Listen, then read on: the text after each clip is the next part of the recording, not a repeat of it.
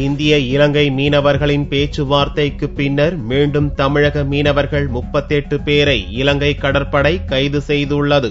ராமேஸ்வரம் துறைமுக பகுதியிலிருந்து கடலுக்கு 600க்கும் மேற்பட்ட படகுகளில் மீனவர்கள் கடலுக்குள் மீன்பிடிக்க சென்றனர். கச்சத்தீவு அருகே 30க்கும் மேற்பட்ட மீனவர்கள் மீன்பிடித்துக் கொண்டிருந்த போது அங்கு வந்த இலங்கை கடற்படை மீனவர்களை சுற்றி வளைத்தது.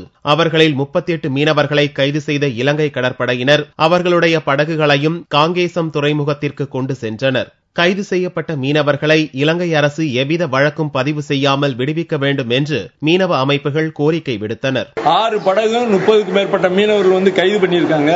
இது உண்மையிலேயே கண்டிக்கத்தக்கது. இலங்கை கடற்படையினுடைய இந்த அட்டூழியம் தடுத்து நிறுத்துறதுக்காக இருநாட்டு மீனவர்கள் பேச்சுவார்த்தை. நாங்கள் சுதந்திரமா மீன் பிடிச்சதை நாங்கள் வாரத்தில் இத்தனை கடல் மட்டும் மீன் பிடிச்சிக்கிறோம், வருஷத்துல இத்தனை கடல் மீன் பிடிக்கிறோம்.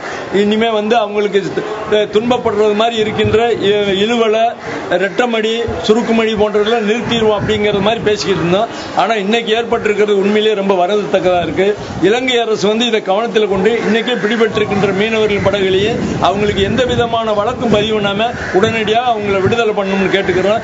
இந்திய இலங்கை மீனவர்கள் சுமூகமாக மீன்பிடிப்பது குறித்து பேச்சுவார்த்தை நடத்தப்பட்ட சில நாட்களிலேயே தமிழக மீனவர்கள் கைது செய்யப்பட்ட சம்பவம் ராமேஸ்வர மீனவர்களிடையே அதிருப்தியை ஏற்படுத்தியுள்ளது.